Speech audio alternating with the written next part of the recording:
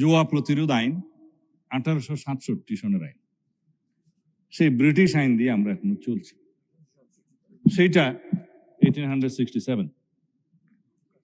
নতুন করে আশা করছি সংসদের এই সেশনে আইনটা আনতে পারবো, ফাইনাল স্টেজে আছি, জুয়া প্রতিরোধ আইন।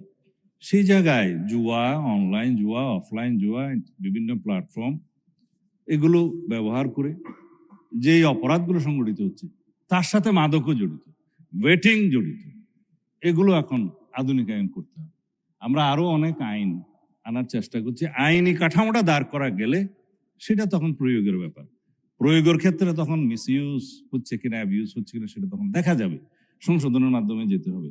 কিন্তু আমরা আইনেই আনি না। মাননীয় স্পিকার, সবাই এখানে আমাকে বলছে যে মাদক প্রতিরোধ করবে, মাদকের জন্য মাদক দ্রব্য নিয়ন্ত্রণ আইনের ড্রাফটটা করে ফেলেছে, এই সেশনে হয়তো আনতে পারবো। সেখানে মাদক দ্রব্য নিয়ন্ত্রণ আইনের মধ্যে যারা মাদকের জন্য অপারেশন করতে যায়, মাদক ধরতে যায়, তাদের কোনো অস্ত্র নাই মাননীয় স্পিকার। অথচ যারা ড্রাগ ডিলার, ব্যবসায়ী, তারা তাদেরকে অত্যাধুনিক অস্ত্র সজ্জিত হয়ে আক্রমণ করে। তারা কোর্টে মামলা দায়ের করে, কিন্তু পাশাপাশি পুলিশও মামলা দায়ের করে, অন্য কোনো অথরিটি মামলা দায়ের করে। এখন মাদক দ্রব্য নিয়ন্ত্রণ অধিদপ্তরের কাছে তেমন ল্যাবরেটরি সুবিধা নেই এবং তাদের ট্রেনিং এর সুবিধা নেই, তাদের অস্ত্র ব্যবহার আমরা করতে দিতে পারি না। অধিকন্তু কিছু কিছু বিষয় আছে, আমার ডগ স্কোয়াড দরকার। যদি ডগ স্কোয়াড দিয়ে মাদক নিয়ন্ত্রণ করা যায়, শনাক্ত করা যায়, সেটা হচ্ছে উত্তম।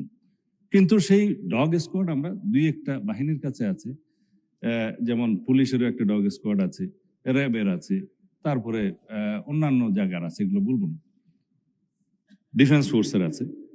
কিন্তু মাদক দ্রব্য নিয়ন্ত্রণ যখন রিকুইজিশন দেবে, তারা আসবে, করবে, সেই আইনি ব্যবস্থাও নাই। সেই জন্য এখানে একটা ডগ স্কোয়াডের ব্যবস্থা করতে হবে। মোটামুটি মাদকের বিরুদ্ধে আমরা যে ফাইটটা করব সেটা আইনি সুরক্ষার মাধ্যমে, আইনি ব্যবস্থার মাধ্যমে, এবং মাদক দ্রব্য নিয়ন্ত্রণ অধিদপ্তরকে একটা স্বয়ং সম্পূর্ণ অর্গানাইজেশন করার জন্য সেই আইনি প্রস্তাবগুলো আনবো মাননীয় স্পিকার। এইভাবে আমরা সামাজিক যে অনাচার, অপকালচার শুরু হয়েছে, সেখান থেকে নিষ্কৃতি পেতে পারবো।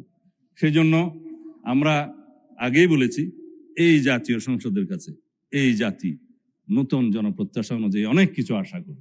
ইনশাআল্লাহ আমাদের কেবল 3 মাস গেছে, আপনারা আরেকটু সময় দেন, দেখবেন ইনশাআল্লাহ আমরা আইনগতভাবে আমাদের কাঠামোগুলো শক্তিশালী করে এই জাতীয় প্রত্যাশা, এই সমস্ত অনাচার, সেই অপরাধ, এগুলো সবকিছুকে আমরা প্রতিরোধ করতে সক্ষম হব।